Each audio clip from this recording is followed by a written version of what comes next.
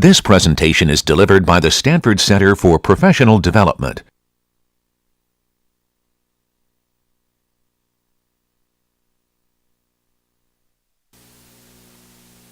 Hey, I guess we're on. So I guess I'll stay in character and say welcome to 364B, and now I'll explain why that's staying in character. I believe we're making history here. This is, as far as I know, the world's first tape behind. But do we have any? Do you know yet if that's correct?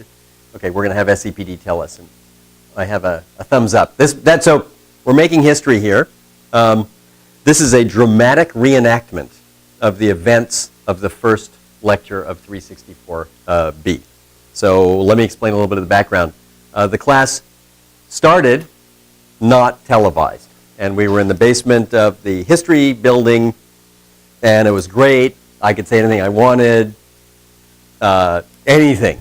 And it was going to be kind of fun. It was fun, but then there was a big protest or whatever, and so we had to televise it.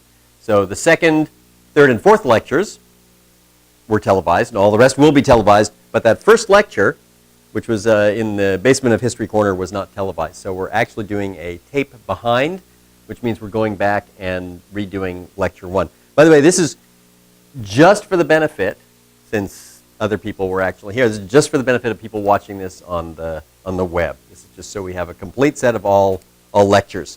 So if you're watching this on the web, you can thank me, but actually more than that, you can thank the students who actually came to be subjected to a dramatic reenactment of lecture 1, most of whom skipped lunch to do it. So, and yes, there's more than one of them. Just so you, if you're guessing, ask if you're wondering about that. Okay, so 364B, I'll say a little bit. Of course, it won't be exactly the same as whatever happened the first day, but it's just so that we have something there that records the first material. It's a follow-on to 364A. I guess what I said on the actual first day was that it won't be televised.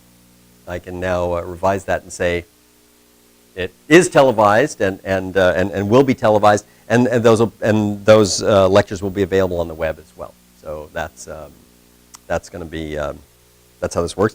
Let's see. The requirements for the class are basically our homeworks. One of which is already assigned. That was me being in character. In fact, one is already due in real time. But anyway, so we'll have homeworks, and the homeworks we'll just do so sort of asynchronously. Whenever we think of homeworks, we'll assign them, and we'll pipeline them. So we'll assign homeworks before there won't be sequential. So you'll be working on homework while you're working on homework 2. We'll assign homework 3. And they'll be small and variable amounts and things like that. There's no final exam, so no more 24-hour overnight fun things. I know you're disappointed. So, but there will be a project, and so let me say that's going to be a substantial portion of the course. Will be a project, and I'll say a little bit about the projects, and then move on, and basically just cover the material. So for the projects are meant to be, they're not supposed to be like a full-up like research paper or something like that. In the past, I mean, this course, and then maybe several years ago when I taught the original convex optimization course, there were few enough people that we had in a project. Many of them turned into papers, many turned into theses, and so on.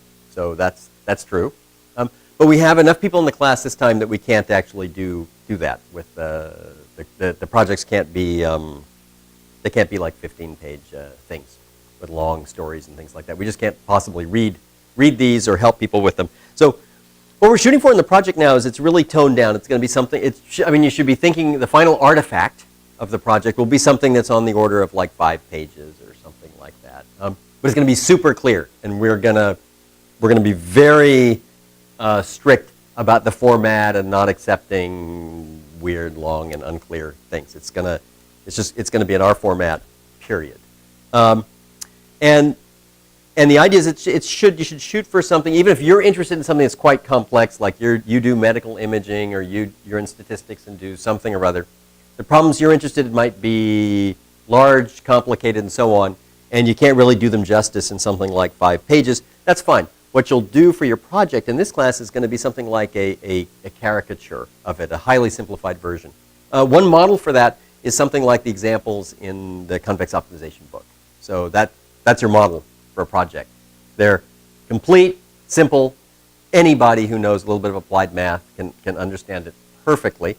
There'll be equations there that don't make any sense, but you just have to say, the return is given by blah, blah, blah. You don't have to know that. That might be a whole course to understand that formula. But the point is, if you read it, you're just saying there that's what it is anyway. So that's the idea behind the projects. And throughout the quarter, we'll have more to say about the projects. Let me think what else to say in terms of preliminaries. No, maybe I'll just I could pretend. I could say, are there any questions or something like that? But since the people sitting in front of you are actually not students but paid extras in this dramatic reenactment, well, I could try. Are there any questions? None. Oh, come on, you can. Oh, well. All right.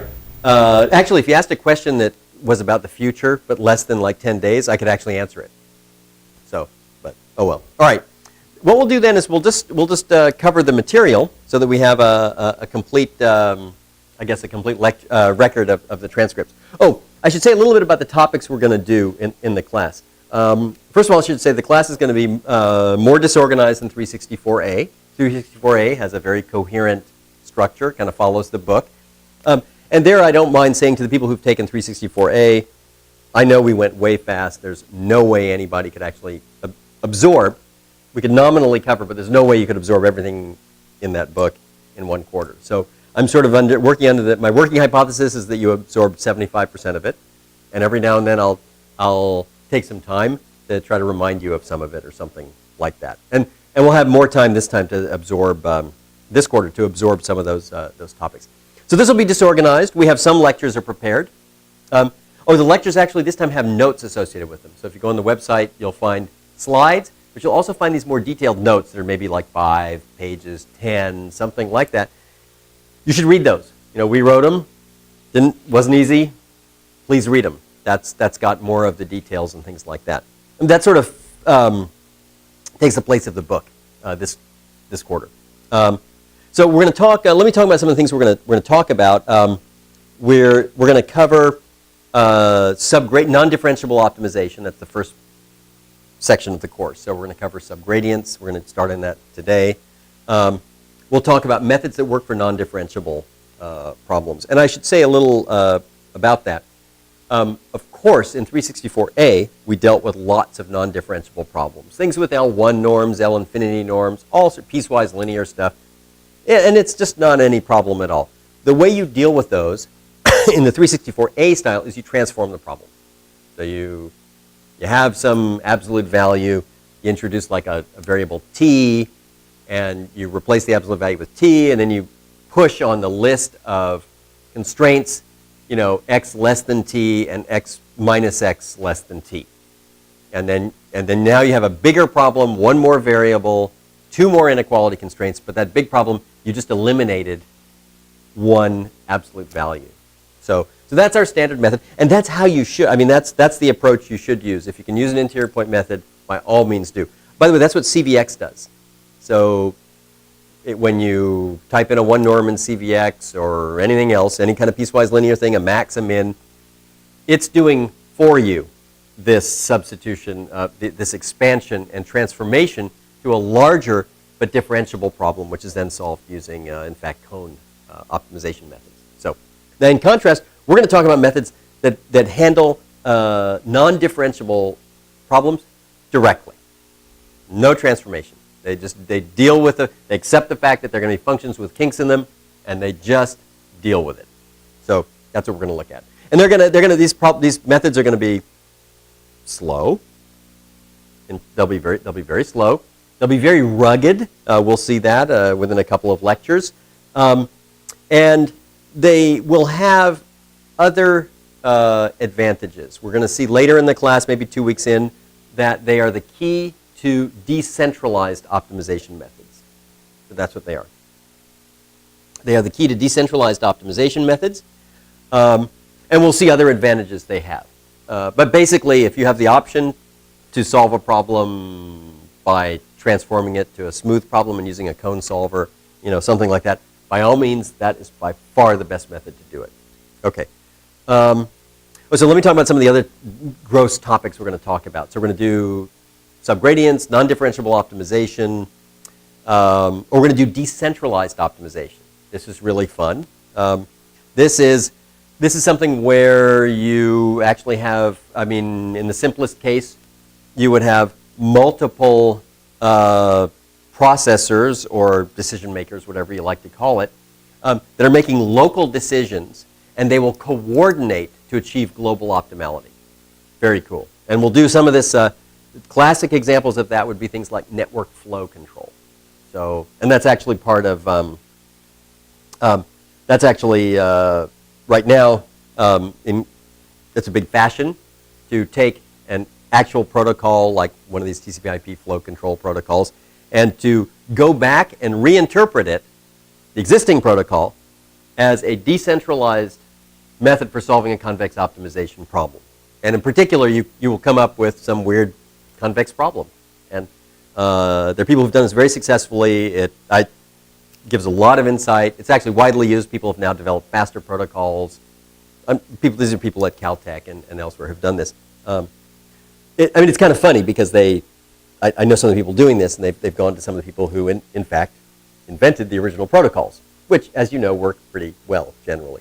And they said, hey, did you know when you made this flow control protocol, did you know that you were optimizing this thing? And it's some sick thing with like an arctangent, or I don't know what it is.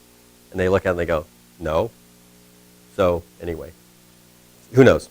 Maybe, they claim now at Caltech that they have, and I believe them, they've actually come up, using these ideas, they've actually come up with much faster and cooler protocols for flow control. Okay, so that's decentralized optimization.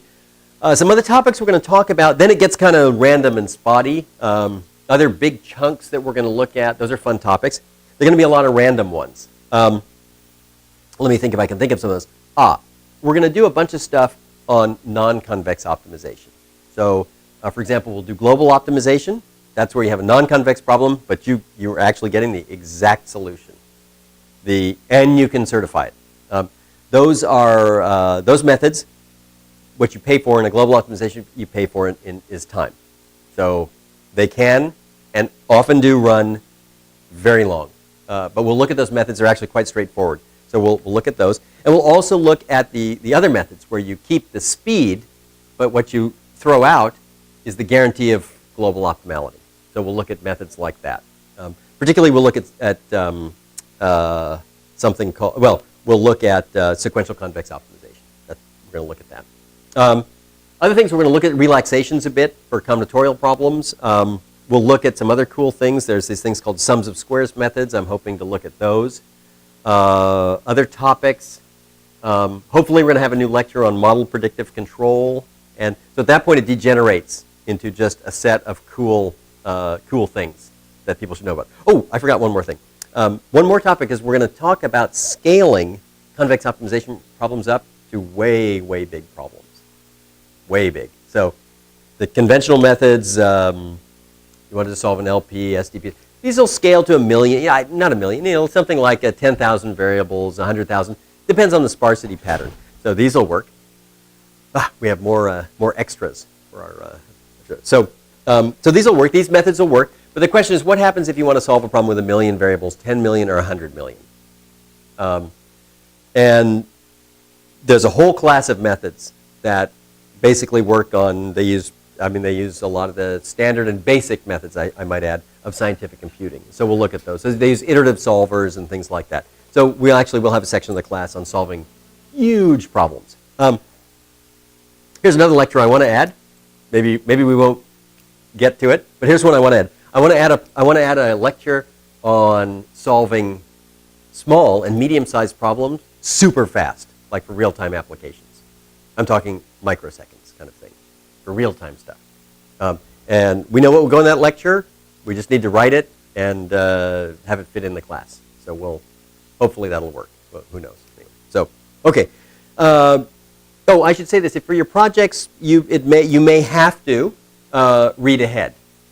So if you're doing a problem that's sort of, if your project involves something that's non-convex, if it's small enough and you want to make a heuristic for it, if it's small enough, you might want to go ahead and implement a branch and bound, a global optimization method, and solve instances of it. Because then you can say something interesting. You can say, I made this iterative thing. It's like this heuristic. It's super fast. I then took thousands of instances and I solved them globally. The average, each time I solved the global problem, it took me on average 10,000 times longer. And I found that in 92% of cases, my local method had actually found the global optimum, and that the biggest amount they were ever off by was like 12%. I mean, I'm making this up, but this is the kind of thing. Okay, so I can't think of anything else or remember anything else. I know I said other stuff, but it doesn't matter. For the first lecture, what we'll do mainly, and this is the important part, is just so we have the record, is to go on and cover the material in subgradients. So, okay. So we'll start with subgradients. Now, subgradients are going to be, what we're going to do is in subgradients, let me just say a little bit about the idea first.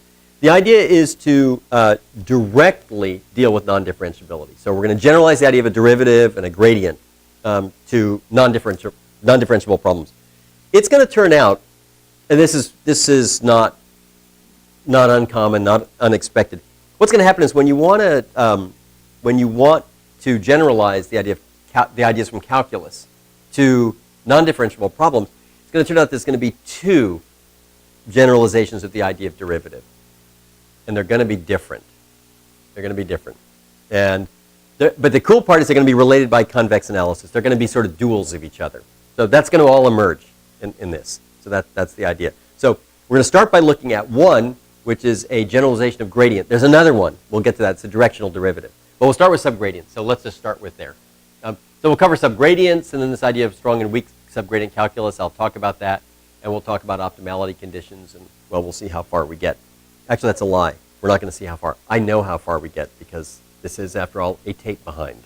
So in this case, this is not an initial value problem. It's a final value problem because I know where the lecture is going to end. So, okay. So we start this way. If you have a differentiable function, you have this inequality for any convex differentiable function satisfies this. And what this basically says is that this is the first order Taylor approximation of f at x. And it says that this first order Taylor approximation, what calculus tells you is that this thing is really close to that as long as y is close to x. Really close means close squared. Okay, that's what that says. But what convexity tells you is that this function is a global underestimator of f. So that's the picture. And now the question is, what happens if f is not differentiable? Well, you define a subgradient. So a vector is a subgradient of a function, f, which is not necessarily, and we're going to do this, this is not necessarily convex. Okay? I mean, it'll be of most interest when the function is convex, but it doesn't have to be convex. So you say a function is a subgradient of f at x if the following holds. If, when you form this approximation, it is an underestimator of f globally. Now, we can check a few things out. If y is equal to x here, if y is equal to x, then you have equality here. So basically, this thing, which is an affine thing, touches, well, here. It touches, it's tight at the point x. But in a place like this, you actually have some range of option in what you choose for g. So you have multiple subgradients at a point like that. Now, if wherever the function is differentiable, in fact, I mean, I'm just arguing intuitively, but it happens to be true, there's actually only there's one subgradient.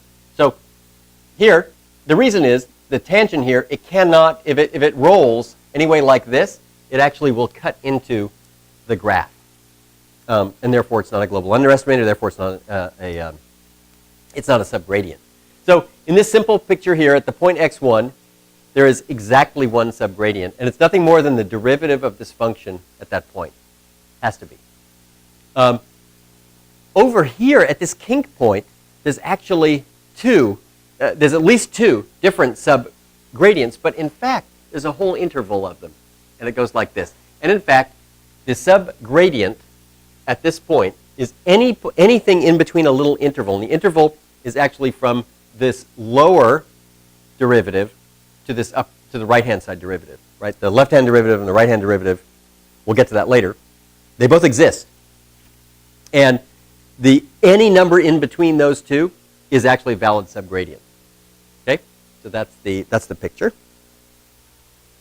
So you can say all sorts, you can put this in terms of epigraphs. You can say that a vector G is a subgradient if and only if G minus 1 supports the epigraph. We can say all sorts of other things. Let's see. Okay, you can say this. If a function is convex and differentiable, then the gradient is a subgradient. Well, I mean, kind of has to be that way because it is, I mean, just this name makes it sound like a generalization, and indeed it is one. Actually, there's a stronger statement than this. We'll get to that in a minute. Turns out, it turns out the gradient in this case is the only subgradient. There's just one subgradient. Okay. Where do subgradients come up? Well, next 3-4 weeks, we're going to be looking at algorithms for non-differentiable convex optimization, where you actually just deal with directly non-differentiabilities. So subgradients come up there. And it also comes up in convex analysis. So this is sort of the mathematics of convex optimization. So, basic, things like the KKT conditions have a generalization, the idea of the Lagrangian and all that. Basically, anywhere where gradients appear in something, I mean, actually, for that matter, in an algorithm, in optimality conditions, anything, we'll see often a subgradient will pop in, and that's it. Oh, if a function is concave, you refer to G as a supergradient of it. If the hypo, that's the hypograph, if this thing lies on top of it like that. So that's a hypo. And that's actually something like minus a subgradient of minus G. Some people, by the way, refer to a vector that satisfies this inequality for a concave function as a subgradient. I think that's really confusing, but anyway, that's how that works. Okay. So let's do an example. Let's do the max of two differentiable functions. Here's one differentiable function. There's another one.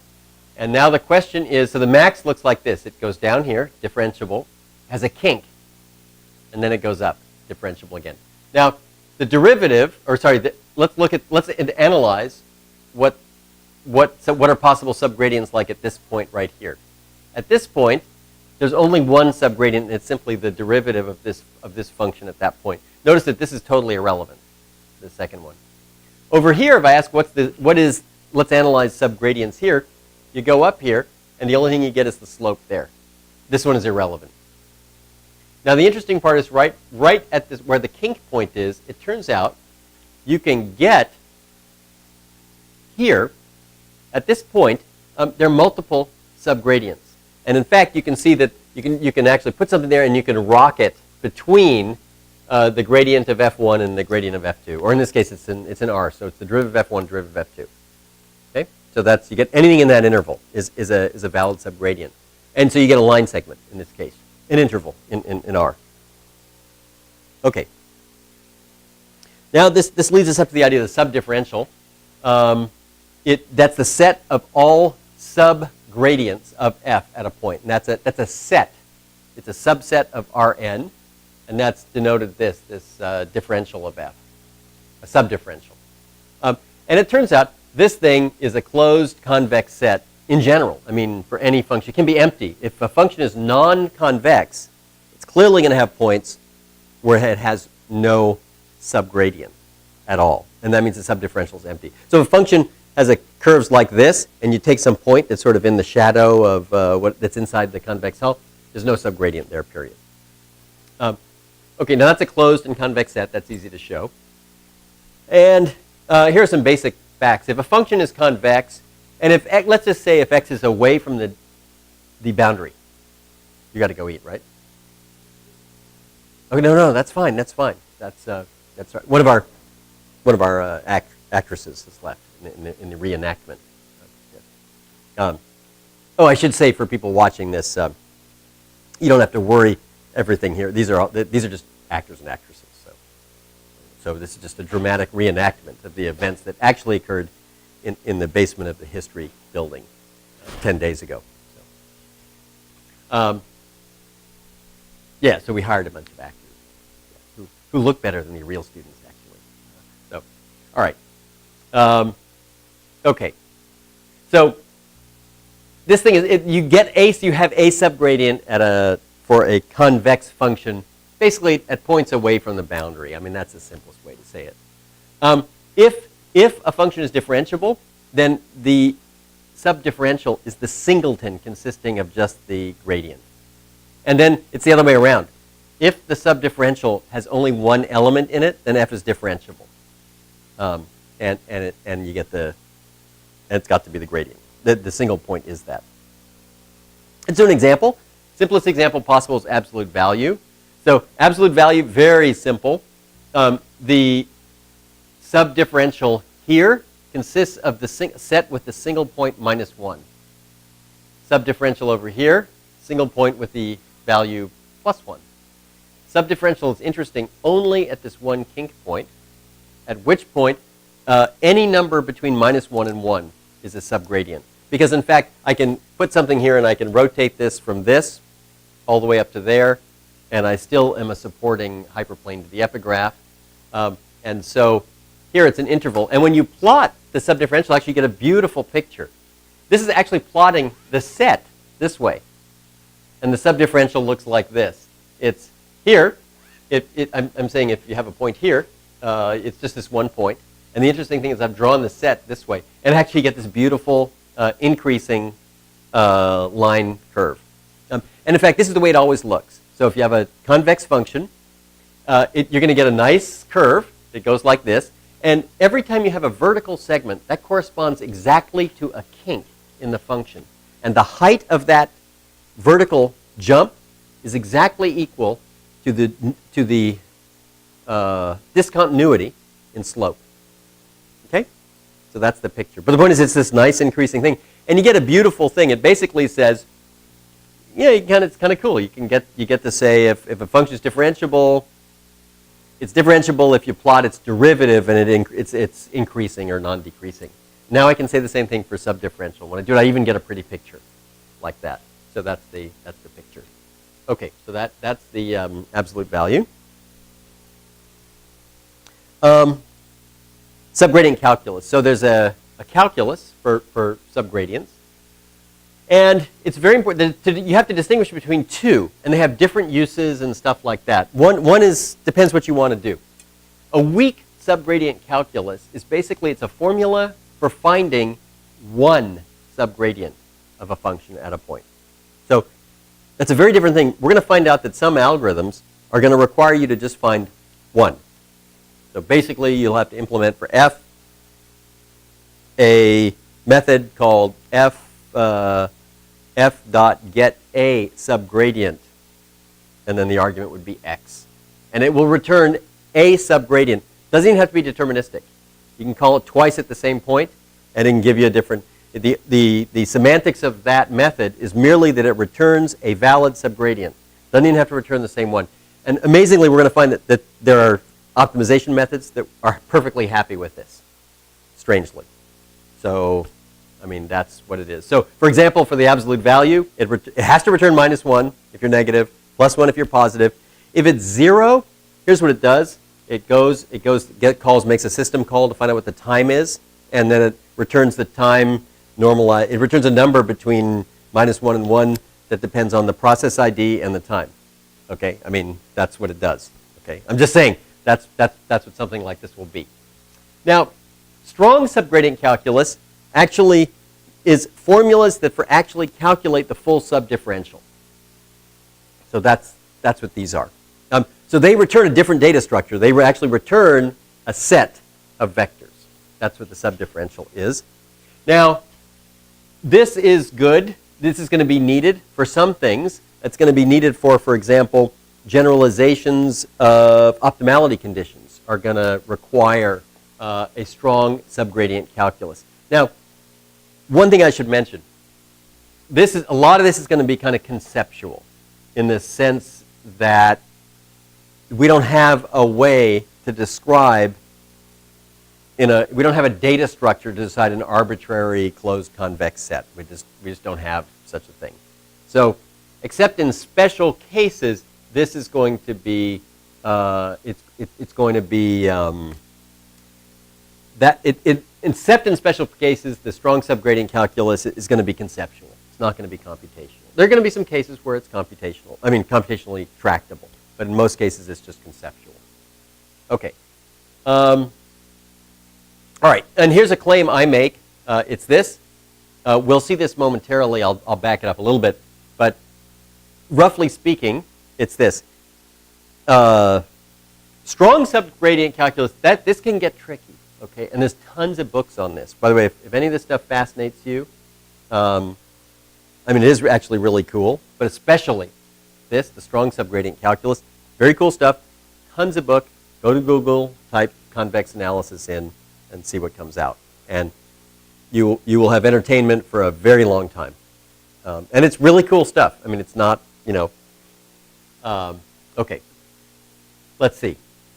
So my claim is something like this. If you can compute a function, a convex function, you can usually compute a subgradient. So the weak, basically the weak subgradient calculus works. And my argument would go something like this. To say that you can compute a function means that there's some graph.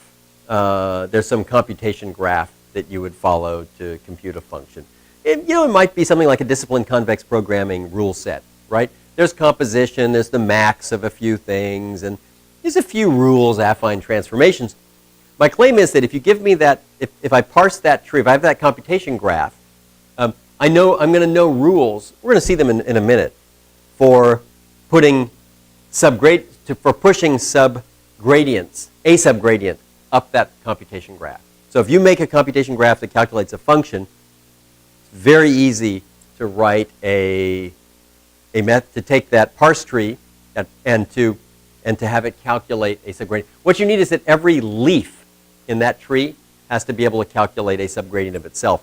In most cases, you can actually insist that the leaves be differentiable, in which case the get a subgradient method simply points to evaluate the derivative, right?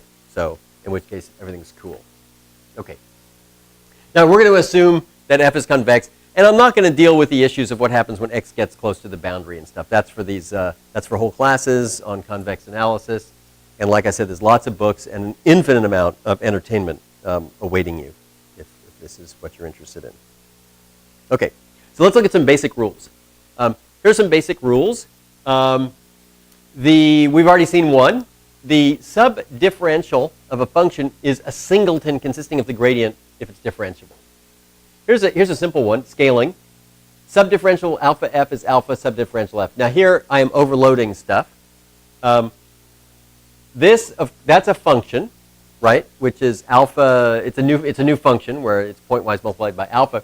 That's a subdifferential of a function. The left-hand side, therefore, has a data structure which is a data type. It is a set, a convex set of vectors. Subdifferential f is a convex set of vectors, and then I'm overloading scalar multiplication times a set of vectors in the obvious and standard way. So that's set equality here. Okay. Let's see. Oh, by the way, I think this formula holds if alpha is negative too. No, it doesn't. It doesn't hold at all. Sorry. No. If alpha is negative, here's how this goes. Generally speaking, that's now concave, and the set of the subdifferential at a point for a concave function. I mean, if it's strictly concave, it's empty. So the left-hand side is empty, whereas the right-hand side would in fact be some non-empty set, and so it doesn't hold for alpha negative. Okay. Here's one, addition. The subdifferential of f1 plus f2 is the sum of these. Now that's plus a that's plus this plus. I'm heavily overloading plus. That adds two convex functions. Well, just two functions. That plus adds two sets. sets of vectors in Rn. So that's overloading to set plus set. Here's one. Oh, and by the way, the point is, this would be the same if you put gradient somewhere, everywhere here.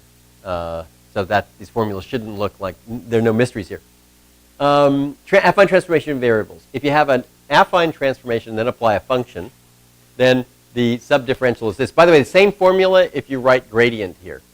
Exact same formula. Except these are now sets here. Here's one that's interesting. This is the first one that's maybe non-totally obvious. It says this. If you have a function as a max of others, then the subdifferential is this. We already did an example, by the way. We've done a couple, absolute value and then that weird other example. It goes like this. First of all, you find the max of all of these at that point. That's called f of x. Then you go back and you find out what are the indices, which functions were the highest ones, right? If it's just one, no problem. You simply return that subdifferential. If there's multiple ones, what you do is each one of the active f's returns a subdifferential. I form a union and then a convex hull. Okay? So a lot of these things, by the way, the weak subgradient calculus here is even more embarrassing. It goes like this. Find any index for which this max is achieved. Any. First, last, doesn't matter. The easiest is last. You do a linear search on the FIs, and you keep an index associated with it, which is well, it doesn't matter. You can do first or last. It's basically an index that takes the best one. Okay, you keep going, and you store your best value. When you evaluate a new one, if you're bigger than that one, you update that index, which is the best index, and you update the value. And then the question is what to do on a tie. If you did nothing, I guess you would get the first, the smallest index with the highest value. But I mean, it hardly matters. That's the method. By the way, when you see this, you can now imagine how in an object-oriented system, like something like, for example, CVX or something, all of this stuff could very trivially be done, right? So basically, these are formulas at each computation node for how to get a subgradient, and you do something, you evaluate a subgradient of all your children, and then you put them together somehow. It depends on, is that node a sum, is the node a max, and so on. And you can get quite far that way. Okay, so let's do an example here. Let's do the one norm. And so the one norm is actually very cool. So the one norm is a function that looks like this. I guess it's got 4 planes coming in. It's got a nice sharp point at 0, but it's got 4 creases running up the side in the one norm. And that's each one is along the axis where one of the xi's is 0 in R2. So aligned with the axes like this, it's got, if you look up, you will see a crease in that thing. So it's a point at the sharp point at the bottom, 4 crease points running up at 45 degrees away from the origin. Okay, now if you evaluate the subgradient, subdifferential at any place randomly, it's probably going to be differentiable there, and the derivative is just it's a sign pattern. I mean, if x is positive, that component is plus 1, minus 1. It's easy. If you evaluate, it would look something like that. If you evaluate this right on the crease, so if you get a crease like this, then the subgradient is going to be a line segment like this. And if you evaluate at the origin, you get this. So you get the unit ball in L infinity norm. By the way, this is not an accident. The subdifferential of a norm at the origin is always exactly, and this is just by definition, it's the unit ball of the dual norm. So here, the L1 norm, dual norm is L infinity. The subdifferential is L infinity unit ball. I want to point something out, and it's going to be fun for later. You should think of the subdifferential as the size, and it's just a very vague idea, but it'll be made kind of precise later. The size of the subdifferential you should associate with the amount the non-differentiability of the function at that point. Okay? So if a function is smooth, it basically says that if you have a point on the epigraph and you need to slap a plane on it, it can't move at all. What that means is locally that function is really well approximated by a plane. That's called being differentiable. So it's smooth. If the subdifferential contains a single point, it's smooth. This thing, I mean, you should even be able to see this physically. That has a meaning. That meaning is this. You've got this thing with the 4 creases, and you have a point right on the crease. You pop this plane up to the crease. One direction you can't move at all because it's going up 45 degrees. But you can rock it in another direction. So the idea is when you see a subdifferential that looks like that, if it's not a point, it's not differentiable. So there's a kink there. Some kind of a kink. Actually, this is a crease would be what this is. So if you see a line segment, it means there's a crease because it means in this direction you can't wiggle at all. But there is a direction in which you can wiggle, and that corresponds to a crease. And then I was going to say, I'll say it anyway, what the hell, I don't care. The kinkiest point, I said it, is at the origin where it's sharpest. So anyway, so that's kind of the idea. And there, it's because you can rotate it lots of directions like this. Okay? So that's kind of, so you should be thinking of this way. And this is like dual cones, which you remember from 364A, right? That when a dual cone is big, fat, and blunt, right? That means it's almost like a half space. When a cone is big, fat, when a dual cone is like I got it right. When a cone is big, fat, and blunt, looks like this, that means it's almost a half space. I mean, and what that means is the dual cone is tiny and sharp because there's not many support. You can't wiggle a supporting hyperplane too much. So basically, cone big, blunt, dual cone sharp. Okay? So the opposite is true too. If you have a cone which is super sharp, comes down to like a little fine needle edge, that means when you put a supporting hyperplane down there, there's tons of freedom in supporting hyperplanes. And that means you're going to have a big subdifferential, which is the dual cone. And it means it's going to be big. So this is duality. So the bigger the subdifferential, the sharper the point. And that even works in multiple dimensions in the sense that if it's big in one dimension, it says there is non-differentiability, but it's kind of limited in one dimension. That's called a crease. So, okay. I mean, by the way, you don't need to know any of this. This is just to kind of so you have a better picture for what a subgradient is. Okay, now we get something sophisticated. We get, yeah. For the pointwise maximum, so you say we should choose one of the functions that attains the maximum. Right. Since these subgradient methods are so robust, what if I chose like a function I know is within like 2-3% of the maximum? Right. Will that work pretty well? Yes, it will. So there's a name for that. That's called an epsilon subgradient. And there are methods based on that called epsilon subgradient methods and stuff. Yeah, so, and that's from, where else? That's from our friends in Moscow. So, okay. Oh, I should say something about this. The history of this material, as a mathematical topic, it's 100 years old. So, in the context of actually algorithms to solve this and actually using subgradients, it traces back to Moscow and Kiev in the 60s. So maybe 50s even, something like that. But for sure in the 60s and stuff like that. So, and yes, there are generalizations called epsilon subgradients and things like that. And there are algorithms around them and all sorts of other stuff. Okay. So pointwise supremum. Pointwise supremum works like this. Now I have an arbitrary family of functions that I'm taking the supremum of pointwise, and that gives me my function. Now, here's how in fact, I'm not going to give the strong calculus. I'll give you a weak calculus. But weak calculus is really stupid, and it goes like, weak calculus is find a value that actually achieves the maximum and return that subgradient, subdifferential.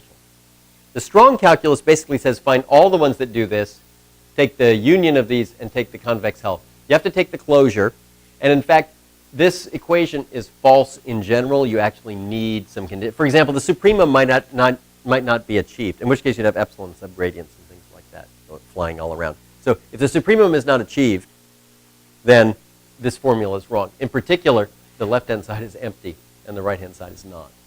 So this is where it starts getting tricky. Yeah? The closure in this case? Let's see, why do you need the closure? Well, it's not going to hurt because as a general fact, the convex hull, I'm sorry, the subdifferential of a convex function at any point is going to be closed. So it doesn't hurt.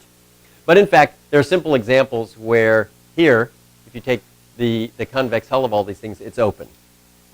So you have to do that there. I mean, this is equals if you have a technical condition. Okay. We'll look at some examples. Here's the weak rule. The weak rule is embarrassingly simple. A function is a supremum of a family of functions. You find any beta for which you achieve the maximum, and you return any point in that subdifferential. So that's all you have to do.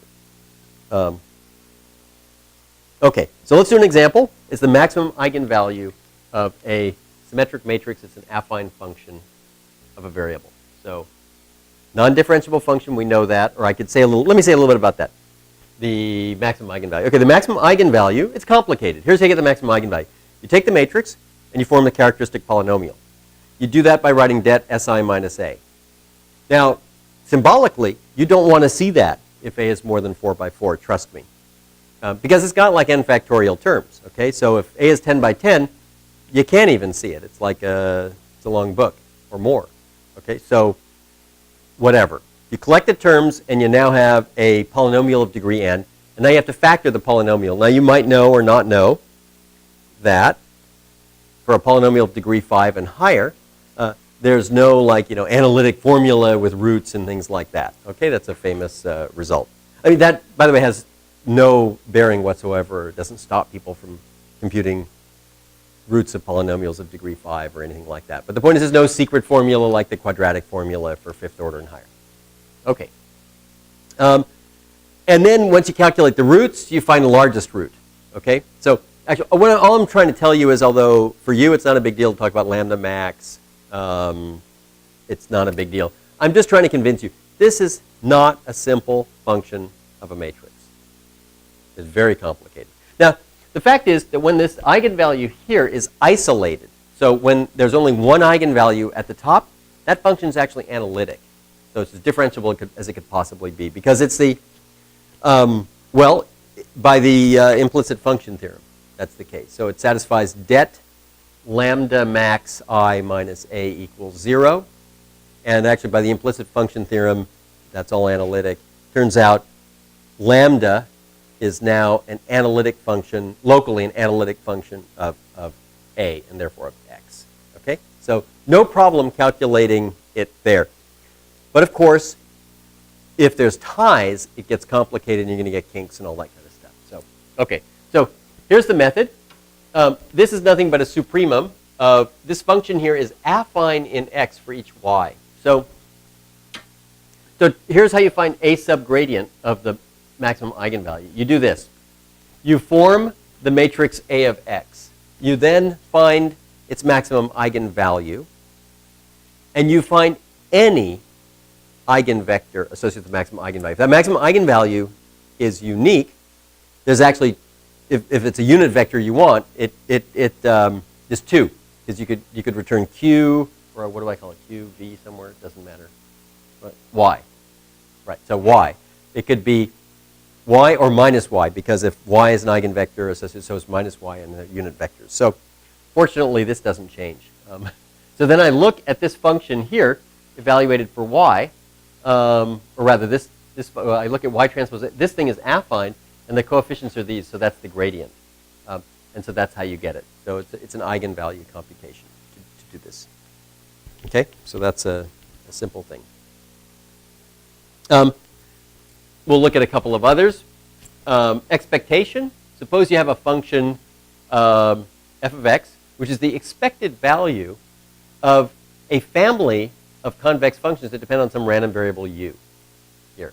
Now, this function, by the way, is convex, right? Because expectation is going to preserve convexity. Expectation is something like a big generalization of a non-negative weight of a convex combination. That's basically what it is.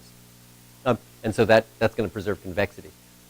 And what you need is this, is that for each possible value of this random variable, you need a selection of a subgradient, like that. And then it turns out if you take the expected value of this subgradient, that's going to be in the subdifferential of x. And the way you might do this practically would be something like this. And we'll talk about this later in the course. Actually, I can say if I can break character, we talked about it this morning. But I guess I'm not supposed to break character. All right. So the way you would actually evaluate this in practice would be this.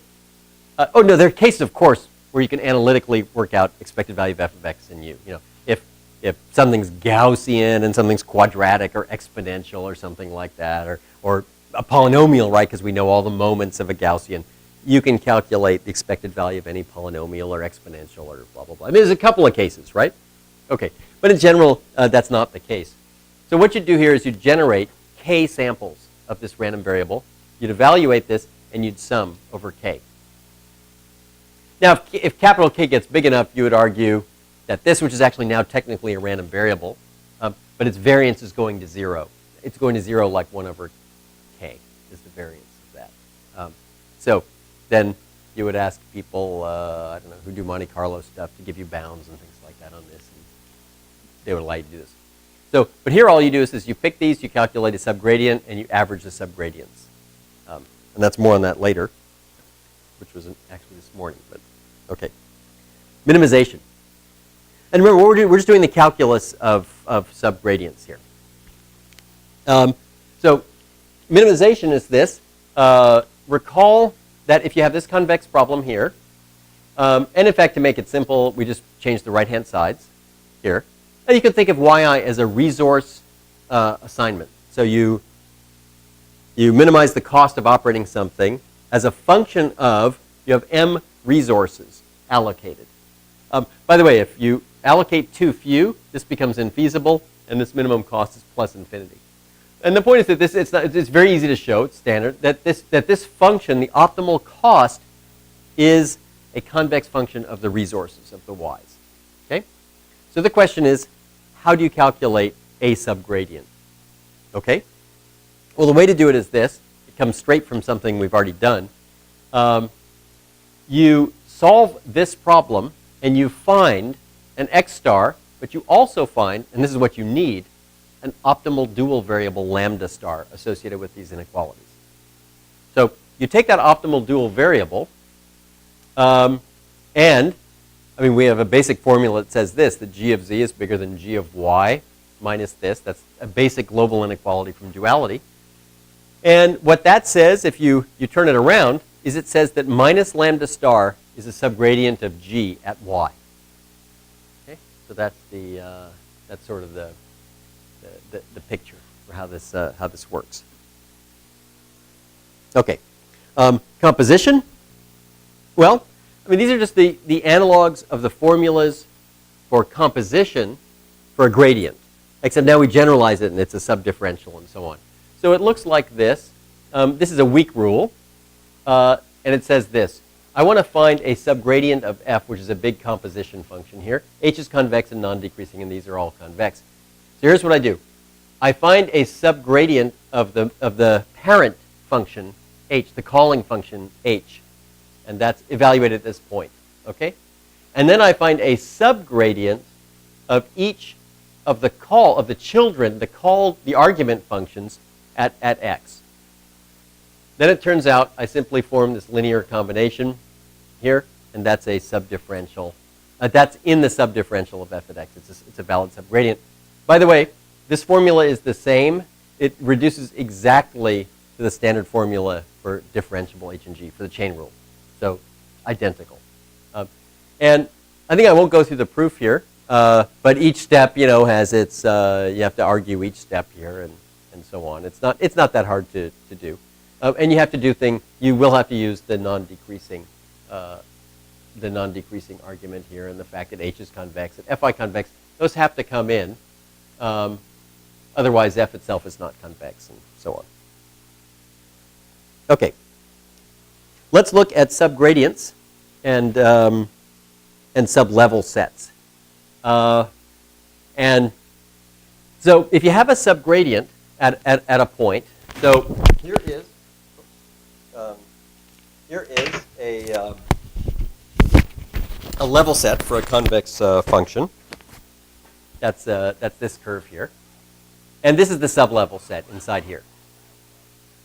And at this point, it's differentiable, and therefore the only subgradient is the gradient. And the gradient points in the direction of, I guess, maximum local increase of the function. And our basic convex inequality tells us something very interesting. It says basically any point out here has a function value larger than at that point. That's that basic inequality. F of y is bigger than f of x plus grad f of x transpose y minus x, right? So that's what this says. By the way, that's very interesting. If you were trying to minimize this function, it actually tells you something very interesting, and I want you to keep it in your mind for later conceptual use. So here it is. Let's see. If I wanted to minimize x, and that's my trial point, and I evaluate the gradient like this, then this entire half space I can now rule out. I don't even have to look there. Because without even checking, every point here has a function value larger than there. And therefore, my search can be confined to that half space. So roughly speaking, you should have the following idea in your head. If you evaluate a subgradient of a convex function at a point, a vector will come back and it will point in that direction. And basically what it says then is if you make a hyperplane, with this being the normal, so this is the normal to the hyperplane, it says that half space you do not ever have to look in again, ever, if you want to minimize that function, because every point there has a function value bigger than or equal to the current at your current point, and therefore cannot be better. It says basically you can concentrate your search on the other half space. So and now I'm stretching things very far here, very far, and my information theory colleagues would not approve. And I'm going to say this. If you evaluate a subgradient, very roughly speaking, you get 1 bit of information about where the solution lies. You're smiling. I know, it's actually not, don't push this too far because it's totally wrong. And my argument goes something like this. If you know nothing and you evaluate a subgradient, you get a half space. You've divided the volume where it is like roughly in half, and so you got 1 bit or something. But don't push this too far. Very important thing to know, though. If you ever want to know what's the value, if you evaluate a gradient or a subgradient of a convex function, you just learned some information. Okay. Back to the sublevel set. In the case of a point where it's non-differentiable, there are multiple subgradients, and every single one of them provides the same thing. It provides you a half space, a valid half space, where the function value is bigger than there, something like that. So that's the that's the picture for a subgradient and level sets. And this idea is going to come up later in the class, and we'll say more about it. So you get you get supporting hyperplanes to the sublevel set. And I think I'll cover this and briefly, because then otherwise we're violating some causality thing, and then we'll quit. So I'll say a little bit about this. For a quasi-convex function, you have the idea of a quasi-gradient, and a quasi-gradient looks like this. It says if G transpose y minus x is bigger than or equal to 0, then f of y is bigger than f of x. That's certainly true for a subgradient. And it simply generalizes the idea. So a quasi-gradient, again, the correct idea is something like this. If you evaluate a quasi-gradient, you actually eliminate from consideration an entire half space. That's sort of the idea. I should also issue a small warning here. Warning, invitation, whatever you like.